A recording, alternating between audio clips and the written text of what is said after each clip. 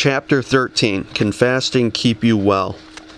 There is no such miracle as permanent recovery in the sense that we can become so healthy we need give no further attention to our health.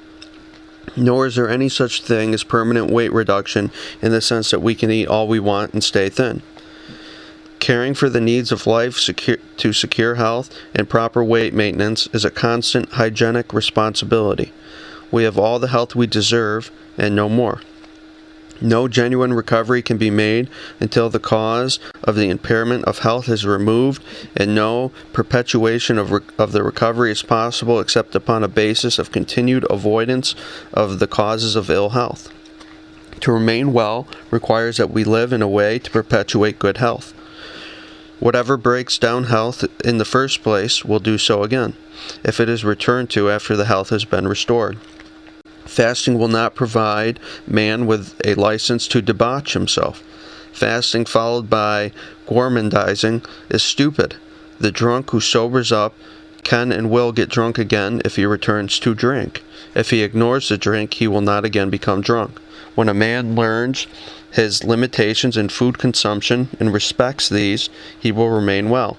If he habitually oversteps these, he will build disease, and no plan of immunization can prevent him from becoming ill.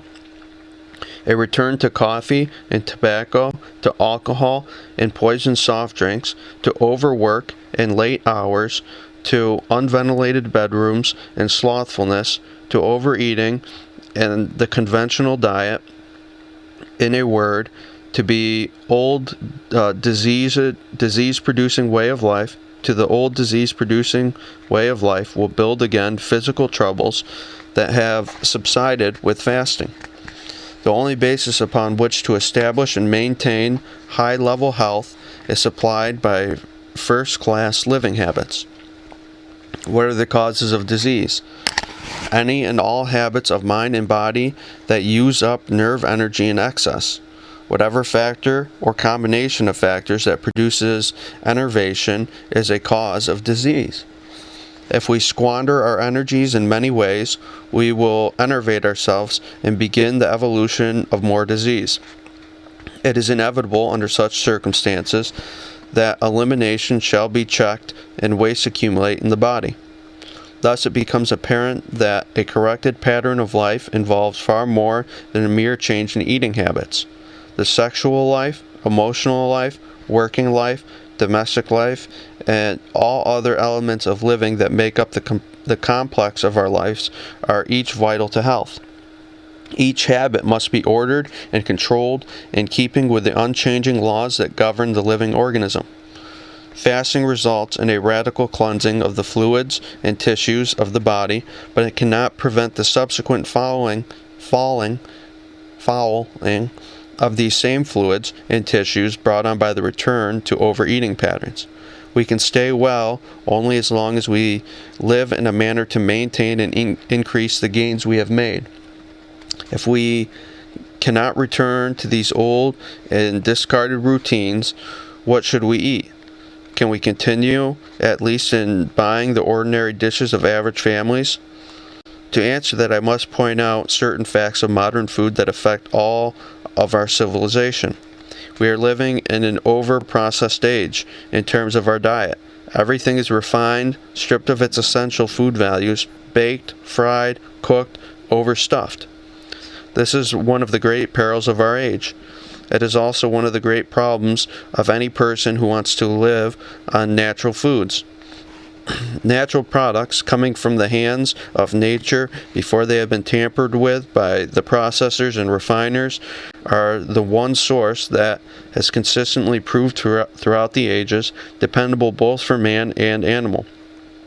In spite of claims that processed and packaged substitutes for foods are as good or better than nature's products, the fact remains that no truly adequate substitutes for the products of nature have been discovered and prepared in the laboratories. The acid test of a food, it seems to me, is its fitness to serve the nutritive needs of the human organism just coming off a prolonged fast. In all of my experience with feeding, I have found nothing turned out synthetically by foods manufacturers to equal the untouched products of garden, orchard, and field. Processing removes vitally important minerals from the foods and either removes or makes valueless some or all of the precious vitamins. Enzymes are destroyed, and many of the amino acids of the proteins in the food are destroyed. Amino acids are destroyed by heat. Because of the destruction of food values by cooking and the removal of essential food factors by processing and refining, I emphasize the importance of eating fresh, uncooked fruits and vegetables daily. Indeed, these foods should constitute no less than 60% of the daily diet. There can be no doubt that less protein will be required to supply the daily amino acid needs of the body if these are taken in the uncooked state. Cooking also has the added disadvantage of leaching out much of the values of the food. Nourishment is lost in the juices that ooze from the foods in cooking. It is lost in the water in which the foods are boiled or steamed. Food values are evaporated by the high temperature and are chemically altered and rendered unusable as foods.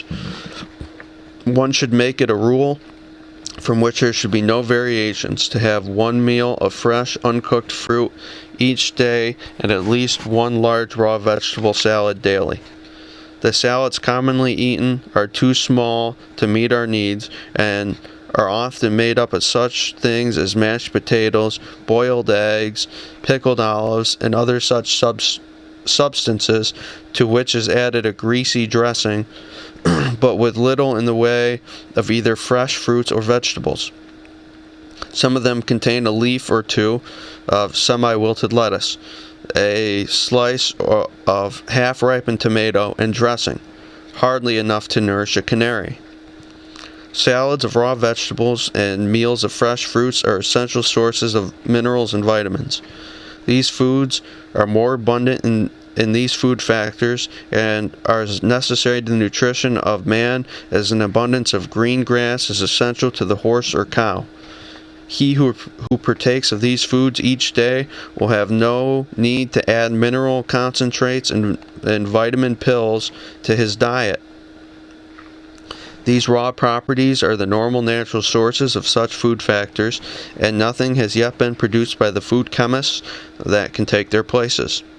Minerals are as essential to the formation and preservation of the body as proteins. They are important to the formation and maintenance of the blood, bones, teeth, muscles, glands, nerves. There is a continuous demand for these substances by the active organism. Each day some of the minerals are used and excreted, and each day they must be replenished.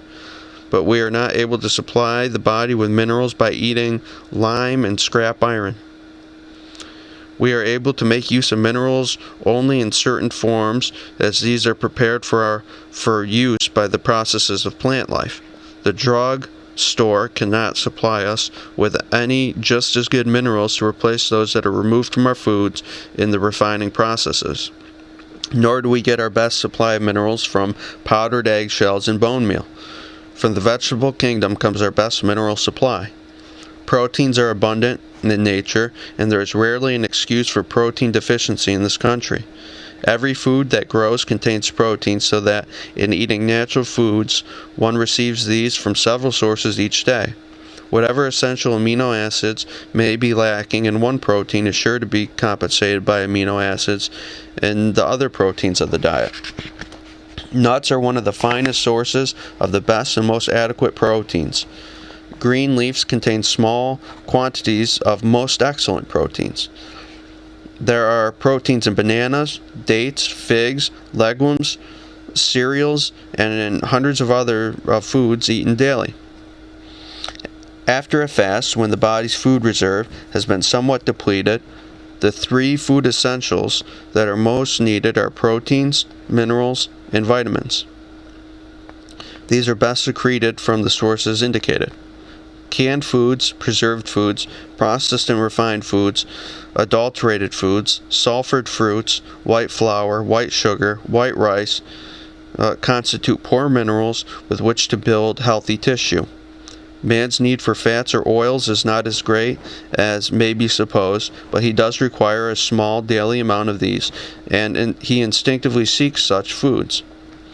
And many seeds, such as sunflower seed, peanuts, soybeans, nuts, and in the avocado, olive, and other fruits, nature has packaged an abundant supply of the finest and tastiest oils. We do not need to seek for refined oils in order to supply the fat needs of our body. Indeed, the oils stored in natural foods are associated with minerals and vitamins, so that they are far superior to the refined fats and oils on the market.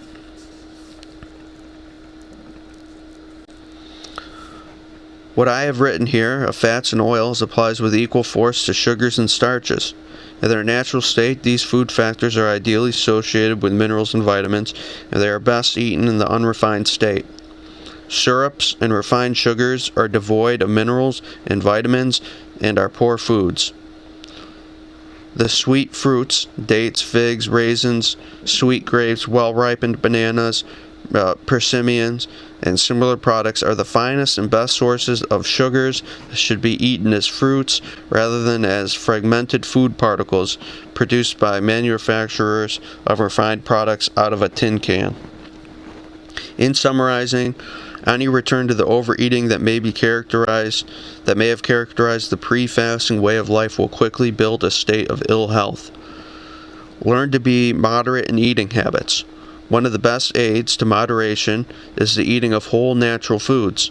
We are practically forced to overeat when we try to live on a diet that is composed predominantly of processed and refined foods. We do this in an effort to secure the food needs that are lacking in these foodless foods. Fasting cannot keep you well, only sound habits will do so.